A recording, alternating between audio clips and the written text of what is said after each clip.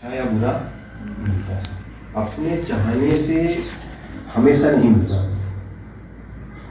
अपने चाहने से हमेशा नहीं मिलता। अपने चाहने से कुछ मिलता तो है, लेकिन हमेशा और जैसा चाहे वैसा। तो इन कर्मों की स्थिति पर हमारे अपने जो भाव है उन भावों का असर पड़ता है। आपके भाव जो है उन भावों के अनुसार अच्छा या बुरा घटित होगा। जैसे अपन भाव करेंगे उसी के अनुसार। और भाव करने के पश्चात निमित्त जानते हैं आप? निमित्त, कुछ कार्य करना चाहते हैं तो कोई उसमें सहयोगी बन गया। वो क्या बन गया? वो निमित्त। वो क्या बन गया? निमित्त, यानी सहकारी बन गया वो। लेकिन मूलतः करता कौन? स्वयं। हम स्वयं करते हैं, लेकिन वो निमित्त बन गया। उपादान यानी हमारी आत्मा की योग्यता है, क्षमता है, क्षमता बोलते हैं उसको। वो क्या है? उपादान। और निमित्त क्या हो गया? हमारे अलावा अन्य का सहयोग, चाहे वो कोई व्यक्ति हो, कोई वस्तु हो, चाहे कोई परिस्थिति हो, सबका सहयोग वो क्या बन गया अपने लिए? निमित्त बन गया। तो पिताजी ने सोचा दोनों बहनों को शिक्षा दिलाई जाए। क्या? शिक्षण के लिए पहले क्या होता था? स्कूल। अब दोनों बच्चियों को शिक्षा दिलवाना है, तब क्या करें? तो उस समय इस तरह की व्यवस्थाएं, और कहीं पर होगी भी, सभी जगह इस तरह की व्यवस्थाएं इकट्ठी रूप में नहीं थी। तो दोनों के लिए अलग अलग व्यवस्थाएं होंगी। एक बहन अन्य स्थान पर, दूसरी बहन अन्य स्थान पर, और दोनों की शिक्षा प्रारंभ हो गई। शिक्षा प्रारंभ हुई, और शिक्षा प्रारंभ होकर के फिर क्या होता है? जब किसी चीज का प्रारंभ होता है तो क्या होता है? अंत भी होता है ना। ये शिक्षा कब तक लेते हैं? कितने साल तक? कोई नियम है इसका शिक्षा का? कब तक शिक्षा ग्रहण करना चाहिए?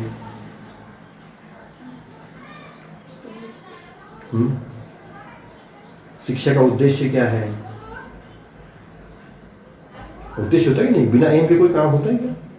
क्या है आपका शिक्षा का उद्देश्य? क्या है? लौकिक और पारलौकिक। लौकिक में क्या? हमारे जीवन की जितनी व्यवस्थाएं हैं उनको सुव्यवस्थित ढंग से हम आपको निर्वहन कर सकें, इसके लिए क्या होता है? लौकिक शिक्षा।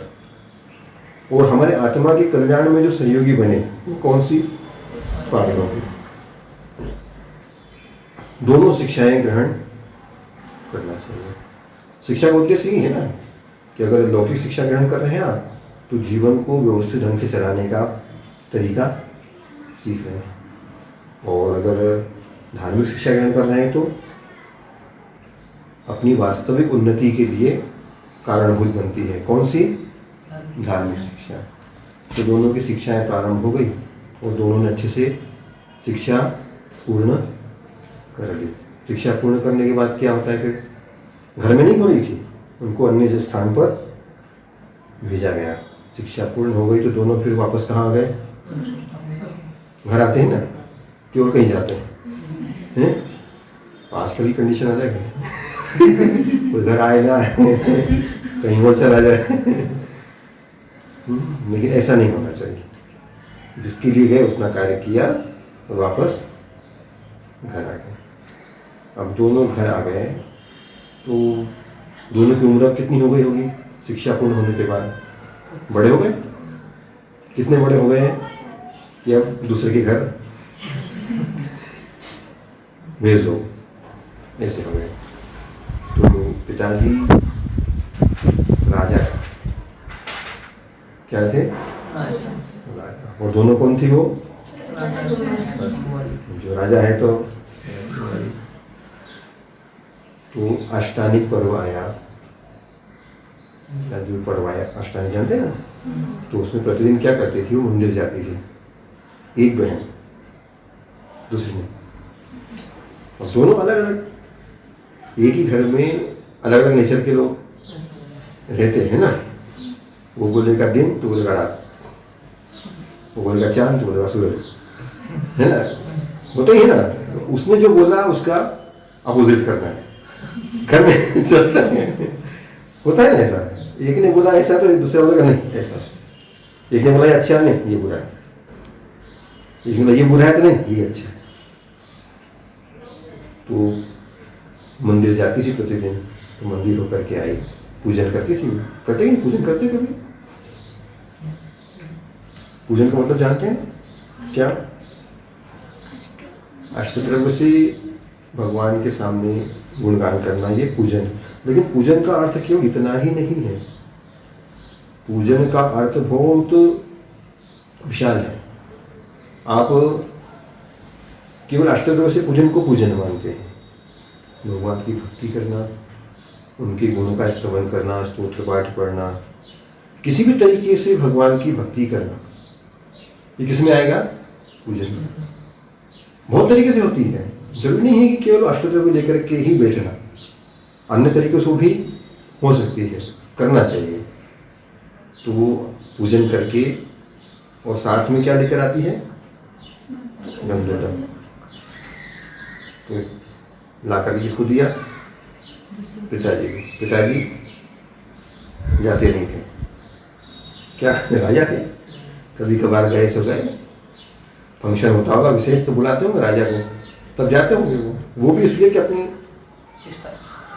प्रतिष्ठा। देखो मंदिर अलग अलग तरीके से आते हैं लोग, कुछ लोग आते हैं भक्तिवश, आत्मकल्याण करने के लिए, कुछ लोग किस लिए आते हैं? प्रतिष्ठा, यश, ख्याति, और भी अन्य प्रयोजन हो सकते हैं। किसी को कोई अपना कार्य पूर्ण करना है, कोई मन के अंदर चल रहा है तो उसको पूर्ण करना है, तो भगवान को पटाओ, भगवान थोड़ा ध्यान को कर रिजल्ट आने वाला इतने भक्ति को बढ़ती ना उस समय, भगवान के सामने जाकर ऐसे चुपचाप हो जाते, भगवान कर रिजल्ट आने कोई कार्य अपना करवाना हो तो गंधोदक लेकर के पिताजी के पास गई, तो पिताजी ने उसको अपने पास बिठा लिया और उसने गंधोदक दिया, पिताजी को दिया। तो पिताजी ने सोचा कि अब इसकी उम्र बहुत हो गई है, अब क्या करना चाहिए? जाओ। कहाँ जाओ? जहाँ भेज दें। तो उन्होंने दोनों पुत्रियों को बुलाया। किसको? दोनों को बुलाया। और पिताजी ने कहा कि तुम राजकुमारी हो, मैं राजा हूँ, तुम्हारी जहाँ इच्छा हो बोलो, विवाह के लिए तुम्हें जहाँ करना हो बताओ, मैं राजा हूँ। मना भी करेगा तो पहले होता था राजा लोग ऐसे करते थे ना, आक्रमण कर देते थे। तो जो गंधोदक लेकर के आई थी वो कुछ नहीं बोली। क्या? जो दूसरी थी उसने बोल दिया मुझे तक, हाँ पिताजी का बहुत अच्छा। तो उससे बोला तुम बोलो,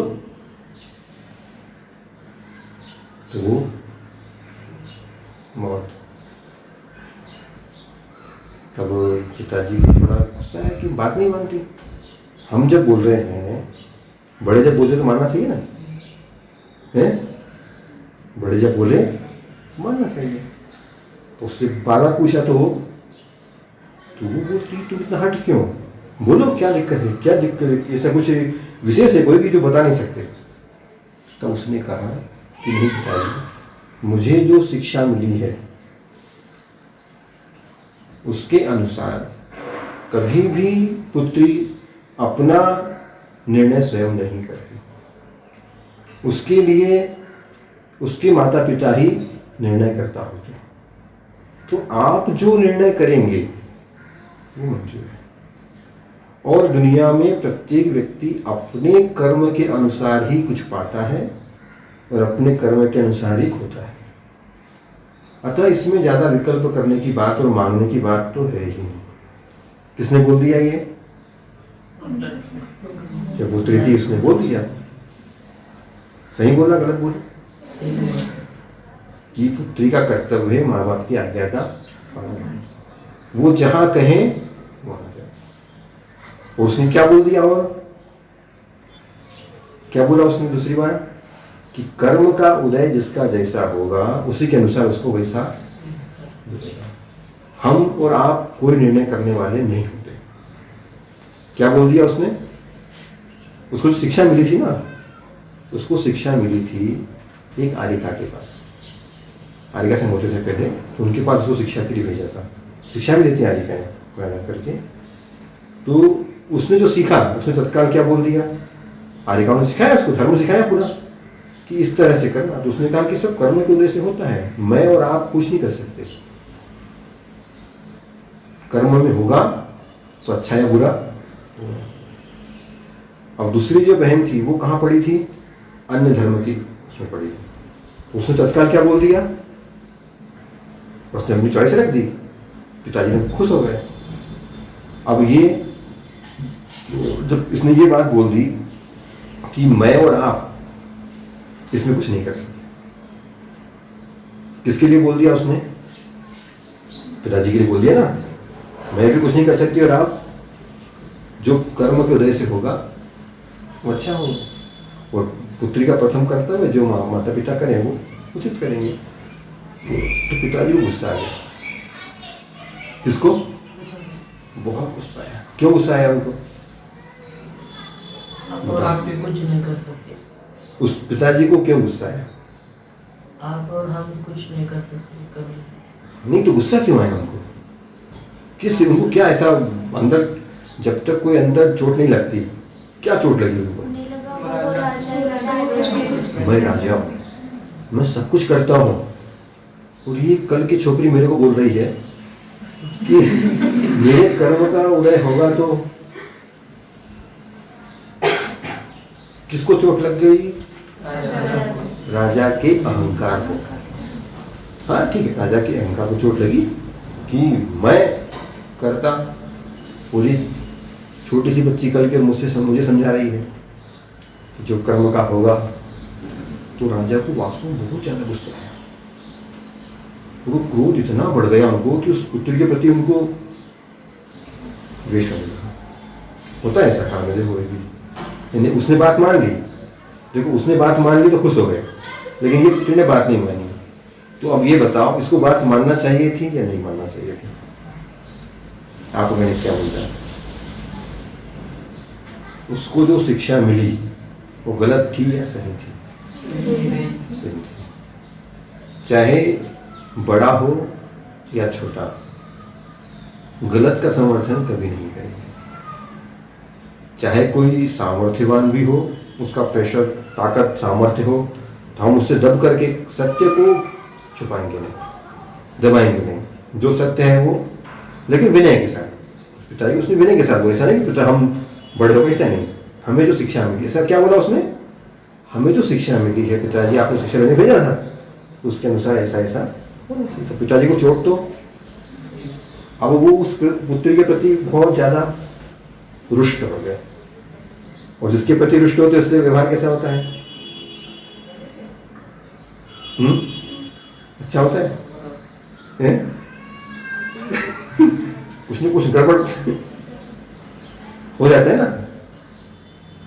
तो राजा इसी फिराक में था कि इसको मैं कैसे सही राय कराऊं। चोट लग गई, इसको समझाना चाहिए। ये अपने आप को बहुत ज्यादा ज्ञानी समझ रही है। इसको एक बार क्या बोलते हैं ना, ऊँट अब आया पहाड़ के नीचे वाली कहावत चलती है ना, इसको पहाड़ के नीचे लाना है।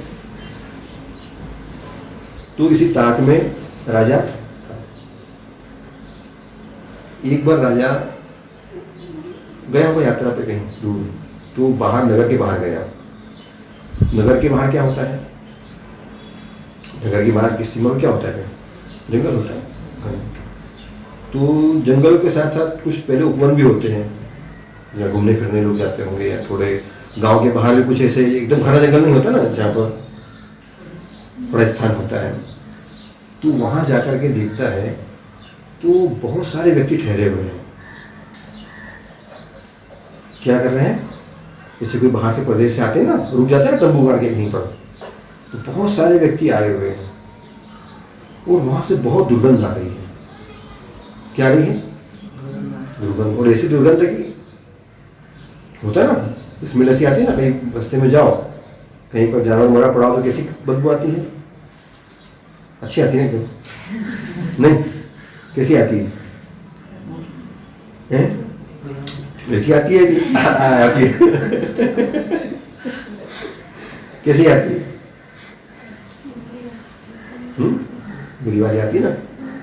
तो राजा ने सोची कौन लोग हैं यहाँ पर, क्यों आए हैं? राज्य के अंदर नहीं आए थे, सीमा के बाहर थे वो।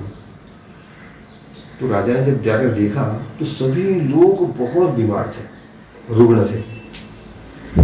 क्या रोग था उनको? कुष्ठ रोग। कुष्ठ रोग जानते हैं ना? शरीर में सफेद सफेद, ये तो सामान्य कुष्ठ रोग के सफेद दाग हो जाते हैं। तो उस रोग में क्या होता है, दाग की जगह सफेद पस पूरे शरीर में हो जाता है, वो पूरे शरीर से टपकता ही रहता है। अब सोचो, अगर एक फुंसी हो जाए, फुंसी होती है ना, क्या बोलते हैं, फोड़ा फुंसी, क्या बोलते हैं इसको, कोई हो जाता है ना, उसमें दर्द होता है कि नहीं होता? कैसा लगता है देखने में? बेकार लगता है ना। अब पूरे शरीर में हो गया, सब चेहरे में भी, सब जगह से, होठों में भी, जहाँ से खाते वहां भी, सब जगह क्या हो गया? कुष्ठ रोग। कुष्ठ रोग कैसे होता है? बीमार पड़ता है, बस वो सड़ता है, वो उसकी दुर्गंध पूरा शरीर। कितने लोग थे वो? 700 लोग थे और सब कुष्ठ रोगी थे। तो उनको सबको एक साथ कुष्ठ रोग हुआ, इसलिए उनको जहाँ जिस राज्य में थे वहां से निकाल दिया कि इस राज्य में बीमारी फैलेगी तो तुम लोग क्वारंटाइन हो गए। यार ये शब्द अब चल रहा है पहले शब्द नहीं था ये क्वारंटाइन, लेकिन होता था कि नहीं? उनको भी बाहर, नगर के बाहर ऐसी बीमारी है तो आप नगर के बाहर रहें, किसी दूसरे को न हो, उसकी गंदगी बहुत। तो उन 700 में उनका एक मुखिया था, वो भी उसी रोग से पीड़ित था।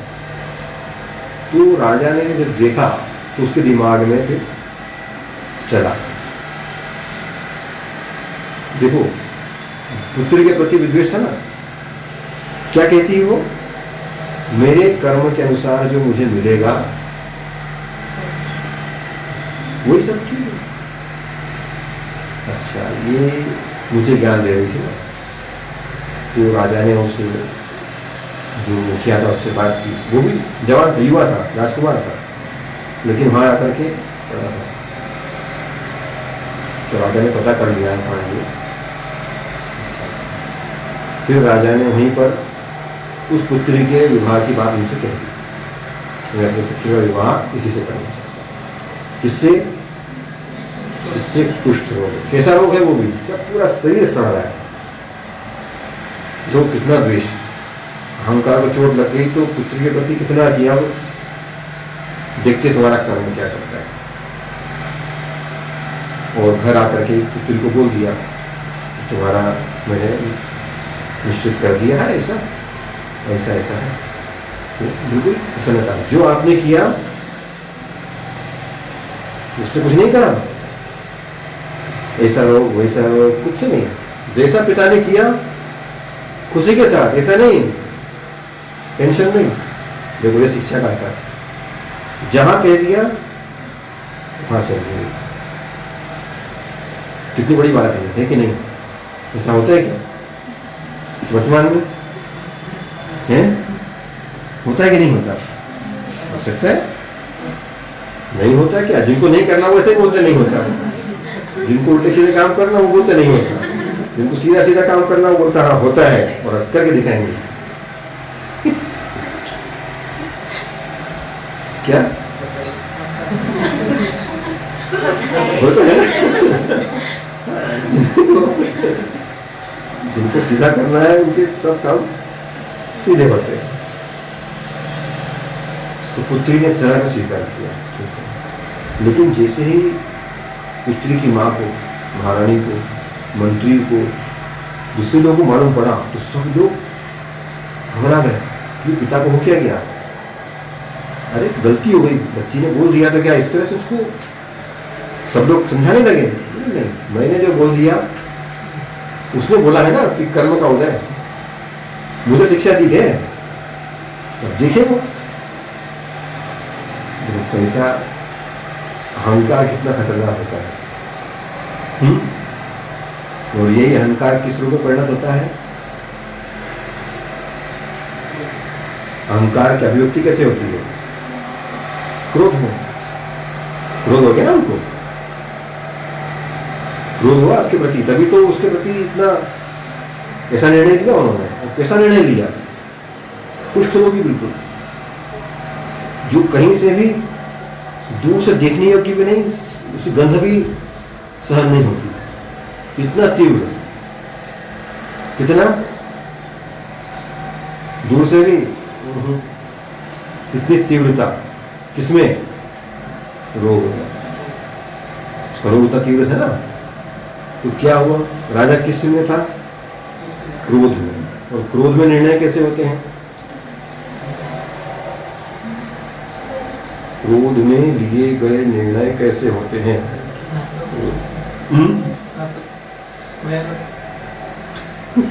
सही नहीं होते, गलत ही लेके जाते हैं।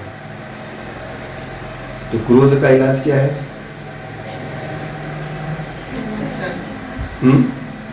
आज धर्म है। आज का धर्म है ना। तो अब राजा ने क्या किया? माना राजा, मैंने जो निर्णय ले लिया, राजा ऐसे ही होते, एक बार बोल दिया, अब तुम जियो मरो रो जो होगा तुम्हारा, क्योंकि तुमने बोला है। उसने जो वाक्य बोला था ना वो लग गया, वो उसके प्रतिफल में क्या कर दिया?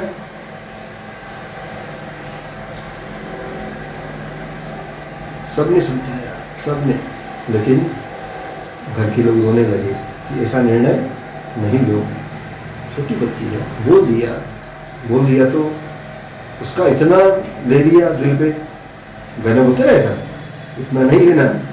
लेकिन अब जिनकी कसाय की तीव्रता ज्यादा है उसको वो अन्यथा रूप में ही लेते हैं।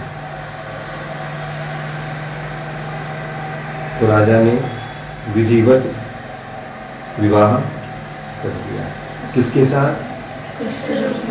कुष्ठ रोगी के साथ कर दिया। अब जो पुत्री थी वो कैसी थी? दुखी थी या प्रसन्न थी? क्यों प्रसन्न थी? उसको शिक्षा अच्छी मिली थी आलिका के पास कि जो कुछ जीवन में होगा वो मेरे कर्म के अनुसार घटित होगा। देने लेने वाले निमित्त हैं। निमित्त तभी कार्य करते हैं जब उपादान है। उपादान अगर अपना सशक्त है, उपादान मतलब अपने आत्मा की क्षमता, योग्यता, अगर वो तगड़ी है, पुण्य तगड़ा है, तो जो चाहेंगे वो होगा। और अगर नहीं है तो चाहने के उपरांत भी, अगर कर्म का तीव्र उदय है और बहुत अच्छे सुंदर शरीर वाले व्यक्ति के साथ भी कर दिया और बाद में रोग हो गया, तो होता कि नहीं होता? फिर क्या करेंगे? तो वो प्रसन्न थी, जो पिताजी ने कहा है मंजूर है। सब लोग रो रहे हैं, घर के लोग रो रहे हैं ना कि कहां भेज दिया उसको, लेकिन वो प्रसन्न। उसने क्या मान लिया? क्यों प्रसन्न थी वो? प्रसन्न कब होते हैं? प्रसन्न तब होते हैं जब हम संतुष्ट होते हैं। संतुष्ट क्यों थी वो? मेरा कर्म का उदय था, सो मुझे ऐसा मिला है। तो जो मिला है उसमें प्राप्त को पर्याप्त मानना संतोष की कुंजी है। जो मिला उसमें संतोष किया। अब जब ये मान लेते हैं कि मैंने जो किया उसके अनुसार मुझे मिला है, प्रसन्नता आ जाती है, तो व्यक्ति के अंदर आगे बढ़ने की क्षमता अपने आप आती है। पहले एक्सेप्ट करना पड़ता है जिस कंडीशन में ना, accept of our self exactly as we are. आप जैसे हैं वैसे अपने आप को पहले स्वीकार करो। अगर स्वीकार कर लिया तो आगे का रास्ता आपको मिल जाएगा। स्वीकार नहीं करेंगे तो रास्ता, स्वीकारना जरूरी है, तो स्वीकार लिया। अब वो सेवा करने लगी। किसकी?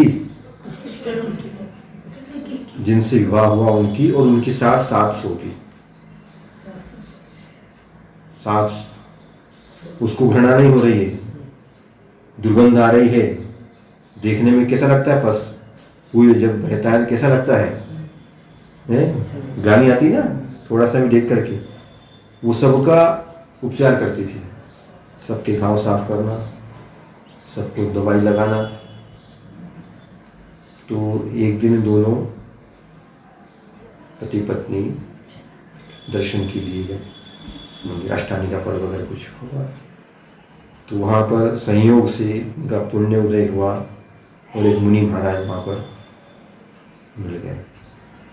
और वो मुनि महाराज विशेष थे, हम लोगों जैसे नहीं थे, विशेष थे, विशेष ज्ञानी भी थे, विशेष चर्या वाले भी थे। जो विशेष ज्ञानी होते हैं उनको सब कुछ आगे पीछे समझ में आता है ना। तो उन्होंने पूछा, महाराज जी इस तरह से ऐसा ऐसा हो गया हमारा, ऐसा ये कब तक ठीक होगा, कैसे ठीक होगा? तब महाराज जी ने उनको जो कुछ था सब बताया और उन दोनों से कहा कि आप लोग अष्टानी का पर्व में, अभी जो अष्टानी का पर्व आ रही है, इसमें 8 दिन तक सिद्ध चक्र महामंडल विधान करो। विधान जान गए ना? अष्टक पूजन करना पर्टिकुलर सामान्य हो गया, पूजन हो गया। और बहुत महोत्सव के साथ, बहुत सारे लोगों के साथ करना ये विधान हो गया, जिसमें बहुत सारे लोग महोत्सव में सम्मिलित हैं। तो सिद्ध चक्र का विधान कितने दिन करना है आपको? 8 दिन तक। तो उसने ये नहीं पूछा कि महाराज 8 दिन बाद क्या होगा,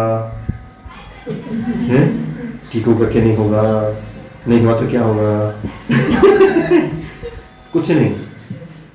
पहले पिता ने बोला था वहां जाना है, जी पिताजी। महाराज जी ने बोला विधान करना है, जी। जिनको विश्वास होता है गुरुमुख गुरुवाणी पर, वो कभी प्रश्न नहीं करते कि होगा नहीं होगा। विश्वास। तो उसने 8 दिन तक बहुत महोत्सव के साथ क्या करवाया, अरेंज किया हुआ उसने। तो उस लोगों को बुला करके जो भी, कितने दिन तक? 8 दिन तक प्रतिदिन सिद्ध चक्र महामंडल। सिद्ध चक्र में क्या होता है? सिद्ध परमेष्टि है ना, उनके गुणों का गुणगान करते हैं उनका। कितने दिन तक? 8 दिन तक। क्यों करते हैं उनका? जो सभी प्रकार की जन्म जरा मरण रोग सभी चीजों से मुक्त हो चुके हैं, तो उनकी उपासना करने से हमारे अंदर जो है व्याधियां वो अपने आप जाएगी। जिसकी उपासना करेंगे वैसा बनेंगे। तो 8 दिन तक इसने क्या किया? प्रतिदिन, और प्रतिदिन गंधोदक लाती और सभी को 700 को गंधोदक देना, उनके घाव साफ करना, दवाई लगाना, सब कितने दिन तक किया? 8 दिन तक। 8 दिन पूरे हो गए। अब क्या होगा? तो यार बेटे क्या होने वाला है? 8 दिन पूरे हो गए। उसकी भक्ति में शक्ति बहुत तगड़ी थी। किसकी किसकी कथा है ये? नाम बताओ।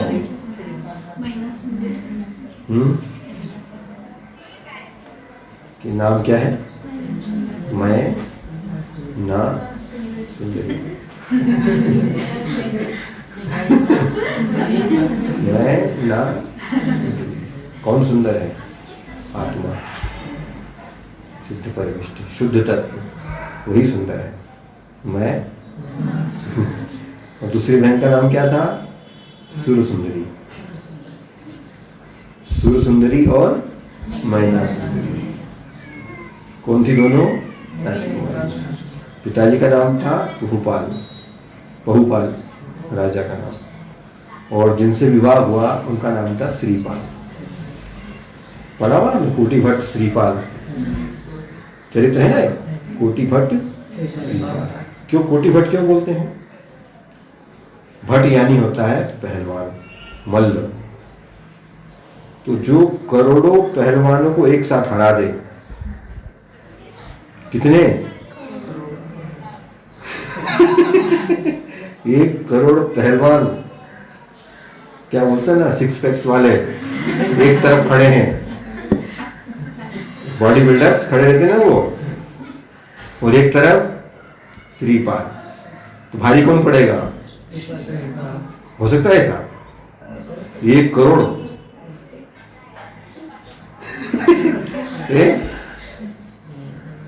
आजकल ऐसे होते कि नहीं होते? नहीं होते, मूवी वगैरह में तो होते होंगे। तो ऐसे पहले रियल में होते थे।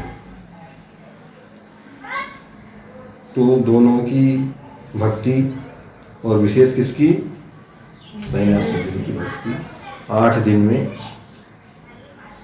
रंग ले आई। और जितने श्रीपाल और 700 उनके जो साथी थे, सभी कैसे हो गए? रोग मुक्त पूर्णतया। जहाँ पहले सब अंगों से क्या चढ़ता था? बस, अब सब कैसे हो गए? एकदम सुंदर कंचन के समान। होता ऐसे ही होता है, जब एकदम बीमार हो गए, एकदम कर्म का उदय भी है। तो केवल इन्हीं की भक्ति काम में नहीं आई। प्रश्न उठेंगे ना कि वो जो 700 थे, क्या उनका कर्म का उदय नहीं था? प्रश्न उठेगा ना। इसलिए बताना जरूरी है कि उनका भी अपना कर्म का उदय था, कि जो वो पूर्ण हो गया तो उनका भी शुभ कर्म का उदय आया। निमित्त कौन बना? उसकी भक्ति के प्रसाद से क्या सभी लोग हो गए, रोग मुक्त हो गए सब। अब रोग मुक्त होने के बाद अपने राज्य वापस, राजकुमार थे ना वो भी, श्रीपाल तो बहुत विशेष महापुरुषों में आते हैं वो भी। श्रीपाल कौन से महापुरुष में थे? वो महापुरुषों में नहीं थे, सामान्य नहीं थे, लेकिन बहुत शक्तिशाली थे।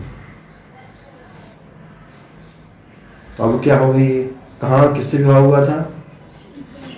कुष्ठ रोगी से। अब कैसे हो गए? सुंदर राजा, रानी बन गई राज्य में। तो उसने पिताजी को सही बोला था, जो कर्मों का उदय मेरा होगा, जैसे मेरे भाव होंगे वैसा मुझे मिलेगा।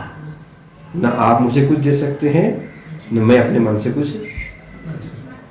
और ये बात पिताजी को लग गई कि कल की छोकरी मेरे को समझा रही। मैं इतना पूरे राज्य को संचालित करता हूँ और ये मुझे समझाने लगी। बाद में फिर मिलन होता है इनका, लेकिन सीधे सीधे नहीं होता। श्रीपाल इनके ऊपर आक्रमण, इनके राज्य पर करके, फिर उनको पिताजी को समझ में आता है। जब वो अहंकार तीव्र हो जाता है तब टूटता तभी है जब अपने से बड़ा कोई हराने वाला। राजाओं की शक्ति क्या होती है? राज्य की, उनकी जो सेना है, उनका बल है, और उसी बल को तोड़ देना, तब अहंकार शुरू होता है।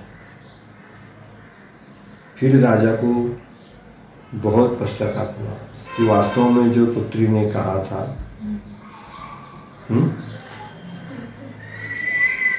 राजा ने क्या सोचा कि मैं इसको ऐसी जगह भेजूंगा कि जहां पर ये जीवन भर रोती रहे। इसने कहा था ना कि मैं तो अपने कर्म के अनुसार देखते इसका कर्म क्या है, लेकिन उसने अपने कर्म को, जिसके पास भक्ति है उसने उसको पूरा जीत दिया। बाद में पिता को पश्चाताप हुआ कि वास्तव में मैंने गलत निर्णय लिया था, लेकिन वही गलत निर्णय सही हो गया। किसके लिए? मेनासुर के लिए। कितनी जल्दी वो स्वस्थ हो गए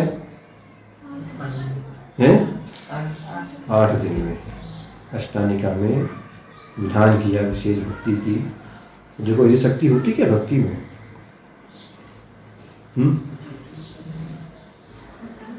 होती कि नहीं होती? अब सुन रहे हैं तो हाँ तो कहना पड़ेगा कि हाँ होती है, लेकिन मन तो कह रहा है कि ऐसा तो कुछ जब तक देखे नहीं तो कुछ बोलेंगे नहीं। लेकिन जो घटनाएं ऐतिहासिक घट चुकी हैं, जो पुराण है, पुराण मतलब कथा जिसमें पूर्व में, ये काल्पनिक नहीं है। कहानियां जो होती काल्पनिक हो सकती है, लेकिन जो प्रथमानुयोग है ये काल्पनिक नहीं है। जो घटित हुआ है उसको उन्होंने लिपिबद्ध किया है। तब ये जब दूसरे का चरित्र पढ़ते हैं तब समझ में आता है कि देखो कैसी कैसी विपदा थी इनके ऊपर और कैसे कैसे इन्होंने अपनी विपदा को दूर कर लिया। इतने सामर्थ्यवान होकर भी कितने लोग कितनी कष्ट में रहते हैं। प्रथमान योग पढ़ो तो मालूम पड़ता है उसमें। तो ये क्यों होता है? प्रथमान योग हम जब सुनते हैं इससे क्या हासिल होता है? हम जो करेंगे शुभ या अशुभ वही आकर के हमको फल देगा। तो क्या कंक्लूजन निकला? क्या करना चाहिए? ऐसे कर्म करना चाहिए जिससे जीवन में इस तरह की विपत्तियां न आए। विपत्तियां नहीं आए तो फिर क्या है? जीवन में कुछ विपत्तियां भी जरूरी है। सब कुछ अच्छा अच्छा मिलता जाए ना तो भगवान को कोई नहीं पूछता। भगवान की याद तभी आती है ना, जब इंसान परेशान तभी उसको दिखता है क्या? तो थोड़ी विपत्तियां भी जरूरी है। जितनी ज़्यादा विपत्तियां होती है व्यक्ति उतना ज़्यादा मजबूत होता है और आगे बढ़ता है। तो पिताजी ने क्या किया? कौन सी कसाई थी उनको? उनके मान को जोड़कर। तो क्या उत्पन्न हुआ? अहंकार। अहंकार से क्रोध उत्पन्न हुआ। अगर वो चाहते तो उस पुत्री को क्षमा कर देते, लेकिन नहीं कर पाए। तो क्षमा कर देते तो वहीं पर मैटर किसका? पिताजी का। निकल गया मन से, चलो ठीक है। लेकिन नहीं क्षमा करने का फल उसको तो अच्छा मिला। किसको? जिन्होंने किया उन्हीं को फल अच्छा नहीं मिला। बाद में उनके राज्य के ऊपर आक्रमण करके उनको बंदी बनाकर किस तरह से जैसी अपमानजनक स्थिति में उनको रखा गया, ताकि ये फीलिंग्स हो कि जो कार्य किया आपने उसका फल ऐसा होता है।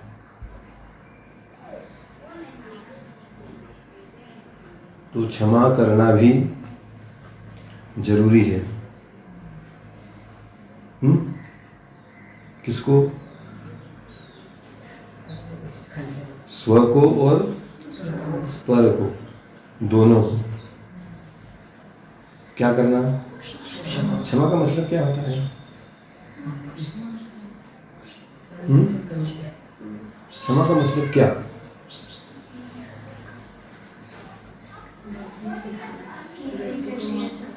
हैं? किए हुए अपराधों को माफ करना है। क्यों माफ कर देना? कब माफ कर देना? सब प्रश्न है। क्योंकि अगर हर व्यक्ति की हर गलती को हर कोई माफ करने लगा तो अव्यवस्था हो जाएगी। व्यक्ति कुछ भी करेगा है? तो वो कसाई बस नहीं होना चाहिए। शिक्षा के उद्देश्य से किया हुआ अलग होता है और कसाई बस किया हुआ, कसाई में क्या होता है? अपना अहंकार, अपनी झूठी शान, वो होता है। लेकिन जिसमें दूसरे का हित हो वो करना, वो उसमें अंतर आता है। जैसे गुरु महाराज आचार्य श्री खूब डांटते हो सबको, ऐसे डांटते कि भाग गया सुन के, दिखे नहीं सामने कोई। तो क्या उनके मन में कसाय है क्या? उनके मन में करुणा है कि ये सीधे सीधे नहीं मान रहा है, तो इसको थोड़ा है, इसको 50 mg में काम नहीं होगा, 500 mg का डोज 1000 mg का डोज देना पड़ेगा। और वो नहीं दिया तो इसको कुछ भी असर नहीं होगा। तो वो डोज देने के लिए पहले स्वयं भी थोड़ा सा 500 mg लायक बनना पड़ता है। इन्हें घाटा उनका भी होता है, गुरु का भी। लेकिन वो अच्छे, उनका निमित्त जो उनका प्रयोजन है वो शुभ है कि इसके द्वारा उसका सब कुछ ठीक हो जाएगा। तो उसने अपने जीवन में भक्ति का महत्व क्या होता है सिद्ध कर दिया कि भक्ति के द्वारा भी बड़ी से बड़ी विपत्ति को भी दूर किया जा सकता। ये सबसे प्रसिद्ध कथानक है जो प्रचलित है। सुना कि नहीं सुना? किसी ने सुना, किसी ने नहीं सुना। क्यों नहीं सुना अभी तक? किसी ने सुनाया नहीं, पकड़ के बिठा के, है ना? इसे सुनाना पड़ता है तभी, ये तो भाग जाते हैं। थोड़ा बिठाना पड़ता है, फिर धीरे धीरे मन लग जाता है कि चलो कहानी किस्सा तो है ही, सुन रहे लोग। अच्छी लगती है ना कहानी? क्या शिक्षा मिली आज की कहानी से? अहंकार नहीं करना चाहिए। अहंकार नहीं करना चाहिए। दूसरा, अपनी भक्ति के द्वारा आई हुई आपत्ति को दूर किया जा सकता है। माफ करना चाहिए। हाँ, उसको छोड़ करके। नहीं तो मन के अंदर जो बना लिया तो वो दूसरे को दंड दे या न दे, अगर किसी के प्रति गांठ बन गई तो सामने वाले का तो कुछ नहीं बिगड़ने वाला, बिगड़ेगा किसका? परिणाम किससे खराब होंगे? तो दूसरे के किए हुए अपराध की सजा स्वयं को नहीं देना चाहिए। दूसरे के द्वारा किए हुए अपराधों की सजा स्वयं को नहीं देना चाहिए। लेकिन जहाँ पर अनीति हो, अन्याय हो, गलत हो रहा हो, जहाँ आवश्यकता है कि इसके द्वारा ये ठीक हो सकता है, वहाँ पर कुछ बोलना, बताना, करना जरूरी होगा। नहीं तो बिल्कुल शिक्षा लोग उल्टी ग्रहण करते हैं, जहाँ बोलना चाहिए वहाँ चुप रहेंगे। वहाँ कुछ नहीं उनको बोला, समता रखेंगे। अन्याय दिख रहा है, अनीति दिख रही है, गलत दिख रहा है, वहाँ पर बोलते हैं समता वाले, हम तो अहिंसा वाले, हम तो भगवान महावीर के शिष्य हैं, हम ये चीज़ों को पढ़ते ही नहीं। बहुत सियाने बच्चे हैं। होता है ना, उनकी शिक्षा ग्रहण करते हैं। जहाँ करना चाहिए वहाँ चुप हो जाएंगे, और जहाँ चुप रहना चाहिए वहाँ पर बिना पूछे धूम धड़ाका। क्यों?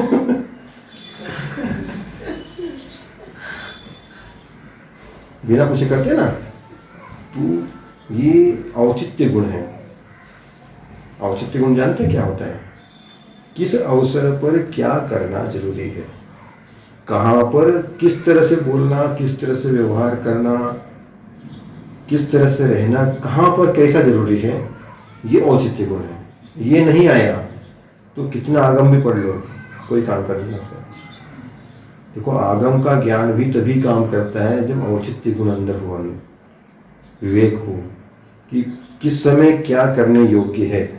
यही ज्ञान नहीं है तो केवल रट्टा मारने से और इससे पढ़ने से कुछ नहीं होता। इसलिए पूजन के तरीके भी बहुत सारे हैं। अगर एक तरीके से नहीं हो रहा है तो जरूरी नहीं कि वो उसी तरीके से की जाए कि 8 द्रव्य लेकर के बैठ गए और चढ़ाए तो ही पूजन मानी जाएगी। नहीं, पूजन का मतलब भगवान के गुणों का अनुभव, चिंतन, कीर्तन, उसको मन में लाना। तो बहुत तरीके से कर सकते हैं। भजनों के माध्यम से कर सकते हैं, जाप के माध्यम से कर सकते हैं, स्वाध्याय के माध्यम से कर सकते हैं, विशेष बैठ करके भक्ति के माध्यम से कर सकते हैं, अपनी आलोचना के माध्यम से कर सकते हैं। प्रतिक्रमण हो जाएगा। प्रतिक्रमण तभी होता है जब पूज्य पुरुष सामने हो, तभी आंख से आंसू आते हैं। लोग कहते प्रतिक्रमण में कैसी भक्ति? प्रतिक्रमण में भक्ति है। प्रतिक्रमण तब करते हैं भगवान मैंने ऐसा दोष किया, जब निर्दोष को देखते हैं। ये गुण हुआ ना उनका, निर्दोषता का गुण हुआ, किनका? भगवान का। तो गुण चिंतन हो गया ना। प्रतिक्रमण में भी इनकी भक्ति है कि मैंने ऐसा किया, मतलब निर्दोष सामने है, मेरे दर्पण मेरे सामने है, मेरे दोष मुझे दिख रहे हैं। ये भक्ति हो गई उनकी। उनके जो गुण है उनको प्रकटित करना। तो बहुत तरीके से कर सकते हैं। अभी तो सब बंद है ना, इसलिए अन्य तरीकों से पूजन करना सीखना चाहिए। ये कि जैसे वही नहीं बैठ करके बस वही चढ़ाना, वो अच्छा है, लेकिन सब कुछ वो नहीं है। सब कुछ नहीं है वो एक माध्यम है उपयोग लगाने का। लेकिन अगर वो नहीं कर पा रहे तो दूसरा होता है सबका, किसी का मन लगता है, किसी का नहीं लगता। तो क्या करें? होता है ना, हमारा मन नहीं लगता उसमें, तो ठीक है, तुम्हारा मन इसमें नहीं लगता तो तुम ये वाला करो, तुम ये वाला करो। तो आज भक्ति की बात हो गई, क्रोध की बात हो गई, मान की बात हो गई, क्षमा की बात हो गई। अब ये कहानी आप लोग भूल जाएंगे। कल जैसे पूजन करेंगे तो जहाँ सब यहाँ से पूरा अंदर जा करके बढ़िया भोजन करना, सब भूल जाना, सो जाना। घर में किसी को मत सुनाना, भूल करके भी मुंह से निकला नहीं, है ना। जहाँ ओटे पे बैठे हो तो किसी को बताना नहीं, है तो वो देख लेगा, सुन लेगा तो समझ गया ना मेरी बात में क्या कहना चाहता हूँ। तो आज आपका ये हो गया। अच्छा, शिक्षा क्या? शिक्षा धर्म है ना, और भक्ति की शक्ति। भक्ति की शक्ति महत्वपूर्ण है।